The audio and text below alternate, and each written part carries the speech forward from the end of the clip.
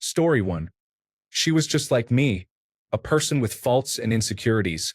I got beyond lucky and found someone who is a perfect match for me. I ended up marrying her 4 years later. Anyone who says women want a specific thing is usually mistaken. They are people too. You can be open and honest and just ask to have open dialogue in healthy relationships. Probably the best thing I learned after becoming tired of dishonesty from both myself and previous partners. Also, buying period products for the first time was quite an experience. And what is up with the tiny pockets and non-conforming clothing sizes? It drives me crazy that a medium can be a small at another store for the same kind of fit. Whoever thought of that needs to be held accountable. Story 2. If she asks whether you want ice cream, she wants ice cream and wants you to say yes so that she can have some. Story 3. You realize how much you learn about yourself through her. Whether it is how you react to situations, how much you value certain things, or even what you truly need in life. Story 4. I wouldn't say all women, but my girlfriend needs quite a bit of reassurance. She has abandonment issues, so when she expresses her concerns, I remind her that I am not going anywhere. I don't mind this because she is truly a wonderful and caring person. We are a team. Story 5. No matter how tough you are, you need to engage in some activities with your partner. It's not because she wants to undermine you or force you to enjoy it. It's because she wants to share aspects of her daily life with you. Conversely, women are also open to participating in activities with you because they want to share parts of your daily life as well. Story 6. If they are upset, there is a 50-50 chance they are just hungry. Sometimes I would say, I could really go for some Taco Bell, and then her eyes would light up. Story 7. That they naturally smell really good without having to spray anything. I don't know what it is, but I can get high off my girlfriend's smell. Story 8. Before you live with your partner, you may not realize that, like cats, they can get very energetic sometimes. How many of you have been lying down to sleep when your partner gets all wiggly and silly? Story 9. I was raised Catholic and attended Catholic school, where I encountered a significant amount of traumatizing anti-sex propaganda and sexual misinformation. As a result, I believed that women did not want sex at all. Sex was something women tolerated, not something they looked forward to. My perspective began to change when I got my first girlfriend at 15. By the time I was 16 and started having sex, I was completely surprised to discover that my girlfriend was as interested in sex as I was, and sometimes even more so. Initially, I found it hard to believe and thought she was acting that way because she loved me and wanted me to be happy. However, it didn't take long for me to realize that she was not only enthusiastically participating but also genuinely enjoying it and wanting it as much as I did. My mind struggled to process this information for a while, but it marked a significant step in breaking free from that brainwashing. She truly helped me move beyond the constraints of my upbringing. Story 10.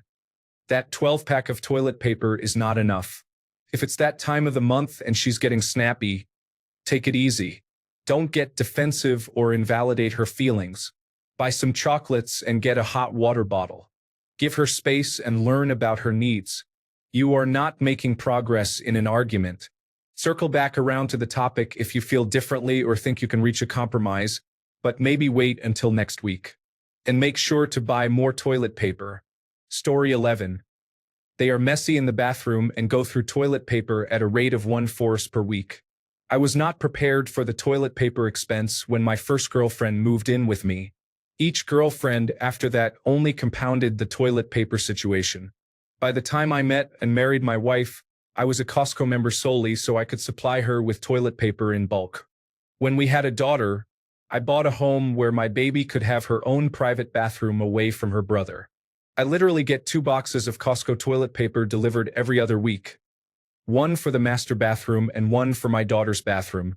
This has been a 15-year cycle at this point. Every bathroom in our house has a bidet. Story 12. Most women choose sleepwear based on comfort rather than sex appeal. There are many loose pajama pants, fuzzy socks, and oversized hoodies. The sheer lace nightgowns seen in many TV shows and movies do not reflect real life. Story 13. Keep a calendar to record the special dates you've experienced together. This practice will support and strengthen your relationship. Story 14. I have an easier life. Periods are challenging. The way some men approach women aggressively is inappropriate. It is concerning that they cannot go to places safely and that society judges them for their sexual choices. Being pregnant, giving birth, or having an abortion can be extremely difficult experiences. I had no idea how serious these issues were until I witnessed them firsthand. Story 15. How different the world looks when you're a woman. I spent my life being unaware of most dangers. I'm not brave. I just don't think about some risks that my partner considers unacceptable. I would routinely walk home from the pub a couple of miles through the city after closing time and not think about it being any real danger to me. I wander around alone after dark without considering any risks. I've occasionally been concerned that I might get punched, but I've never had to worry about the risk of being sexually assaulted or worse. The shock to me was how different it is when you're a woman. There's a persistent and pervasive threat, much of which comes in the form of low-key harassment, but even that can escalate if you're not compliant or simply don't want to engage in conversation with a random man at a bus stop. Similarly, there's a difference in strength, which is part of the problem. The statistics indicate that the average man is stronger than 90% of women. I am big enough and strong enough that I feel there's no danger of being overpowered, at least not by just one person. I'm not at risk of being grabbed and forced into a van anytime soon. There have been moments when I've lifted and carried things for my partner, which clearly shows how significant the strength gap can be. Story 16. How much they online shop. Never could have imagined the hours they spend on clothing websites. Story 17. There is a whole world of unspoken communication and signs that I was completely unaware of until my partner explained and demonstrated them to me. Story 18. How much they get harassed or sexually assaulted. Being raised by a progressive young single mother, I always considered myself a feminist growing up. It really hits you hard when you see it for yourself. Obviously, all women have experiences of this, but my last two girlfriends were particularly attractive, and the harassment was relentless. For example, in one day, my ex had someone grope her on the subway, was told she was lucky people are around, after she rejected a man who approached her, received an unsolicited explicit image, and was then stalked home with the guy slinking away once I met up with her. And that was in the span of about 5 hours. That does not even cover the endless list of horrific experiences women have shared with me once they felt comfortable doing so. Part of me is ashamed that I didn't truly understand the severity of the problem until it was right in front of me. That's why I don't get offended when I hear some women say things like, "I hate all men." Because if I were a woman dealing with that daily, I would express similar sentiments too. Story 19. How often do they need to urinate? They get excited. They need to urinate. They get scared. They need to urinate. They get emotional. They need to urinate after they cry. They get angry. They need to urinate. They get happy. They need to urinate. Story 20. At the risk of sounding completely sexist or misogynistic, I recognize that many put in a lot of effort to look and stay attractive. Some do it for the genuine joy they derive from it, but perhaps not all do. I truly appreciate their efforts, but it seems exhausting, and some may not relent until the end of their lives. Sometimes I want to say you are more than enough just the way you are, without all the hoops you make yourself jump through. Story 21. If she asks me if I want to do the dishes, she is not really asking me if I want to do them. Story 22. They have all been harassed, groped, assaulted, molested, sexually threatened, or experienced unsettling incidents involving men. Seriously, everyone I've ever dated has shared stories of things that happened to them, things they had to be cautious about, which I never considered or worried about. Found a camera in the women's bathroom at Starbucks. A man was spying from his computer in the store. Played Wonder Woman at Six Flags and was groped multiple times. Experienced sexual harassment at the same theme park by 3 separate security guards. Was followed and shouted at the bank ATM and stalked at work, where she was employed at a bookstore every time she went in. Took a taxi home after a night of drinking. The taxi driver refused to return her credit card unless she invited him in. A neighbor intervened to help her out of that situation, but then invited himself in and wouldn't leave until she called me in distress. Molested by 2 different friends in high school, one of whom recently called years later to acknowledge what happened. One apologized while the other denied it. Story 23. How much more toilet paper are they using?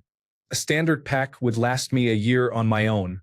Together, we need 1 pack per month. Story 24. When she tells you about a problem, do not try to provide solutions. Your role is simply to listen. Just listen. This is one of those easy to say, hard to do situations. Story 25. The labia is very stretchy. I was unaware when I was younger, and she stretched it in a way that allowed me to stretch my scrotum. Then she made it speak. I miss her at times. Story 26. It may have been said already, but women like to clean when they are angry. One should not offer to help or interrupt this cleaning process. Also, never tell your partner to calm down. Story 27. You all seem immune to high temperatures. The first time I ran a bath for my girlfriend, trying to be romantic, she told me, "It's a bit cold," while I was admiring the steam rising from the water. Story 28. They are messy and prone to clutter, whether it's clothes, random collections of products, shoes, or yarn. Males can be messy, but females can be just as bad. Story 29. When they say they are fine and to do whatever you want, they are most certainly not fine, and they definitely do not want you to leave and do whatever you want. Story 30. I'm apparently unaware of other women flirting with me or when I am unintentionally flirting with women. For example, a coworker was wearing a pattern that reminded me of something from my childhood, which I complimented. She complimented me back on something, and we had a brief conversation. I came home and told my wife about it, and she was laughing the whole time. Story 31. This takes me back to when I first started dating my now wife. One of the biggest things I learned about women, or at least my wife specifically, is how much they really notice the little things. I remember when we first got together, I'd always think, okay, I'm doing the big gestures, right? I'm all set. Then one day, she pointed out that she loved the fact I always put the lid on the toothpaste when I'm done. I was taken aback, thinking, wait, that's it. But over time, I realized that those little habits, things you don't even think twice about, are what really matter. It's not about the big fancy dates or gifts. It's about showing care and attention in the smallest moments. I never thought something like putting the toothpaste cap on could make such an impact. Another thing I learned is that, contrary to what many guys might think, women don't always want to talk about their feelings right away, at least not in the way I expected. I used to try to fix everything immediately when she was upset, acting as a problem solver. But I quickly learned that sometimes, all she needed was someone to just listen, to really listen. I used to think I had to have all the answers, but it turns out that just being there, not offering solutions, was what mattered most. It's such a simple thing, but it took me a while to understand. It's not always about fixing things. It's about supporting each other through them. Story 32. That society thinks it's strange for men to hold their girlfriend's purse. I can't tell you how many times people have made comments. Once, I was sitting in Victoria's Secret, waiting for my girlfriend to finish trying on lingerie, and someone commented about me holding her purse, as if it was emasculating. But she didn't want to take her bag into the dressing room. She's going to be intimate with me as soon as we leave here. I actually feel quite masculine. Story 33. I learned that women are diverse, and relationships require communication, understanding, and support. Story 34. Being more emotional and irritable during her menstrual cycle is a real experience. I initially thought it was just a reflection of misogyny, but for some women, it is very real. My fiancée becomes a different person during her period. She is normally kind, understanding, and gracious. However, during this time, she can be annoyed with me and others regardless of what we do. For instance, if she sees me putting toothpaste on my toothbrush, she will be irritated by the amount I use, whether it is little or much. Normally, she would not be bothered at all. We openly discuss it. I take her comments and frustrations with a grain of salt and reassure her that it's okay to feel the way she does. I don't take any grievances she expresses to heart while she is menstruating, unless she raises them multiple times, in which case I take them seriously. We have both agreed to this arrangement. She does her best to control her reactions and let things go. It's intriguing to witness. Story 35. We create messes in the bathroom in different ways. She cannot stand any water or facial hair left in or around the sink. I cannot stand her toothpaste mess because sometimes my contacts drop when I try to put them in while I am very tired in the morning. Having a wintry peppermint sensation in my eye is not my favorite way to wake up. Story 36. If they are attracted to you, you have already won. And being a nice, decent human being will help you progress further. More importantly, they want to see that you care about things, as this demonstrates that you can take care of them. Story 37. I might receive negative feedback for this, but I don't mind. Women can be exceptionally kind when they like you. They may touch your arm or shoulder, rest their head against you in quiet moments, and smile with their eyes when they look at you. They are thoughtful and prioritize you in small ways. Story 38. When the ladies get together, their language is significantly more foul than in any situation with guys hanging out. Story 39. They will get ready in whatever time is given. If you give them an hour, they are ready in 65 minutes. If you give them 30 minutes, they are ready in 35 minutes. However, they are not technically ready yet. They still need to get water, find their purse, run back upstairs to get their phone, and find their shoes. Once they are fully prepared and I am tying my shoes, we are late because of me. Story 40. Your life partner does not always have to agree with you. Someone who communicates openly, speaks the truth, and isn't afraid to stand up for themselves and for the relationship has made me a stronger person than someone who just agrees mindlessly. Story 41. How much money do they spend just to fit in and feel good about themselves? The pressures put on them to look good when going out and meet societal expectations are overwhelming. Here I am, taking 5 minutes to choose a shirt and a pair of jeans for a meal out. Story 42. Every one of my long-term girlfriends suffered from sexual violence in some way, mostly when they were underage. I thought the first couple were flukes, but every time I reach the point in the relationship where such experiences are shared, the trauma begins to emerge. I had no idea how prevalent it is. That's 7 in a row at this point. Story 43. Parental issues are often more complex than those stemming from a father-daughter relationship. There is something deeply rooted in how much resentment a poor maternal figure can evoke in a woman. Story 44. Their cycle week directly correlates with their mood, and if you can figure out the behavioral patterns in advance, you can plan ahead to navigate them. My wife's cycle is period week, cranky and in pain, needing more physical affection, sad and emotional, a chocolate and ice cream enthusiast. Week 1 after period, rational, carefree, and affectionate. Week 2 after period, elevated mood, loves nature, and talks nonstop. Week before period, difficult week, hardest to navigate. She is more aggressive, easily agitated, picks fights over trivial things, craves red meat, and sleeps deeply. Story 45. How used to inappropriate behavior by men they are shocked me. A guy tried to kiss my girlfriend, who was just a friend at the time, against her will. I was shocked by the harassment, while another female friend of hers dismissed it, saying it was usual behavior and she agreed too. I was blown away.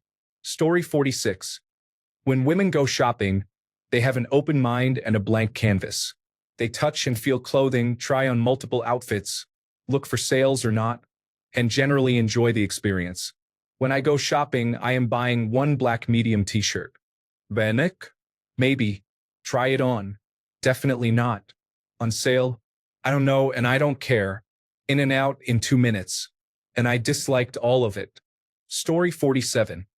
If she is telling you about something in her life that is stressing her out, she does not want you to offer solutions. Thanks a bunch for sticking around till the end of the video. Remember to subscribe and until next time, stay awesome and goodbye.